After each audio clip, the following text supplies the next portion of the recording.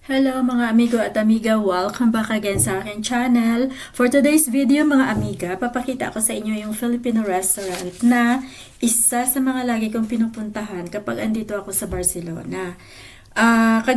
Kahapon, gabi na ako dumating, kaya diretso sleep na ako. At pagising ko ng umaga, nag-crave ako ng dinuguan mga amiga. Kaya, ito yung first thing na ginawa ko, pumunta sa isang Filipino restaurant.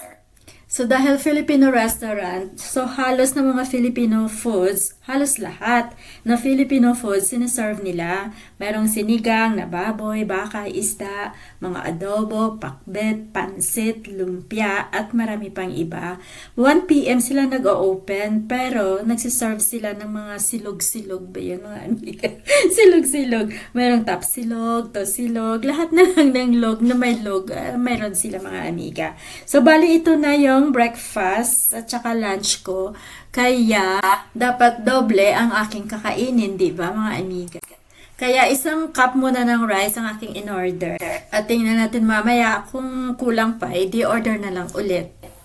O ayan, di ba? Hindi mapigilan yung smile. Para akong nanalo sa loto. So ayan, umpisa na ako ng kain. Talagang hindi mapigilan talaga mag-smile eh. Happy-happy ako dyan. Talaga nakakain ako ng dinuguan kasi medyo matagal-tagal na rin. Simula nung lumipat ako ng trabaho sa Belgium, ngayon lang ulit ako nakakain ng dinuguan. Kaya ayan, happy-happy talaga ako dyan mga amiga. Sa pagkakaalam ko, mga amiga at amigo, mayroong 5 na Filipino restaurants dito sa Barcelona. Siguro dahil marami din mga Pilipino na nandito, kaya marami din restaurant silang pinatayo. Nung last, ano nga lang mga ilang buwan yung nakalipas, may nabalitaan din ako na mayroon ding bakery, may nag-open ng bakery, tapos Pilipino din yung yung may-ari.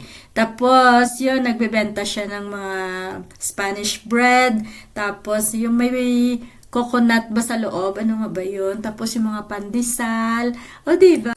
Ayun, naubos na yung isang kanin, isang cup ng kanin ko. Kaya umorder ako ulit ng isa, mga amiga. So, gutom talaga ako. So, ayan, pagkatapos ko ng kumain, dumiretso ako sa Plaza Catalunya para bisitahin yung mga pigeons doon, mga amiga.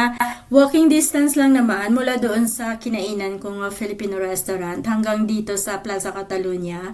Siguro pag binilisan ko mga 10 minutes, kaya na siya. Kaya ito, nandito na ako ngayon. Kumukuha na ako ng video dito at saka hinahanap ko na yung aking mga pigeons. Sana kaya sila dito?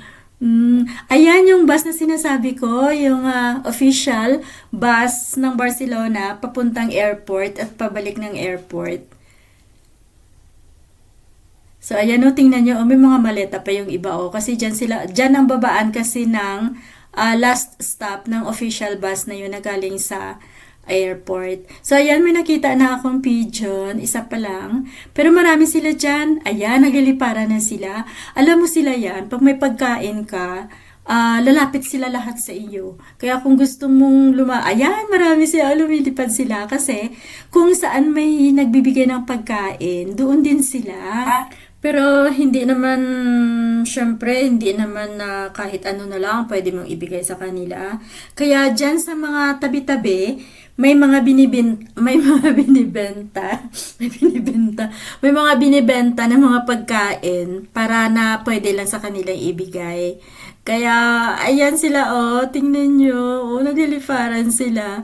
Pag, pag yung halimbawa, nabigyan mo yung isa, pag alam nilang nagbibigay ka, lahat sila, talagang nagliliparan. Yung parang alam nila, ayan, alam nila kung saan yung merong pagkain, doon sila lahat mag-uumpukan. Lilipad talaga sila, kaya, ano yan, tanghaling tapat ako dyan. Tanghaling tapat. Kasi di ba kumain ako doon, mga alauna ng tanghali. Tapos pagkatapos ko kain, dumiretso na ako sa plaza.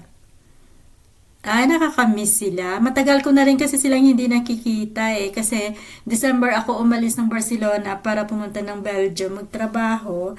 Tapos, ngayon lang ulit ako nakabalik. So, mga ano din, mga 5 buwan din bago ko sila nakita uli.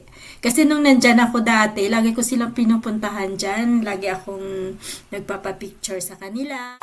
Kapag pumunta ka dito sa Barcelona, hindi kumpleto ang pagpunta mo kapag hindi ka nagpapapicture kasama yung mga pigeons. So hanggang dito na lang muna mga amiga. Thank you for watching and see you on my next vlog. Bye bye. God bless.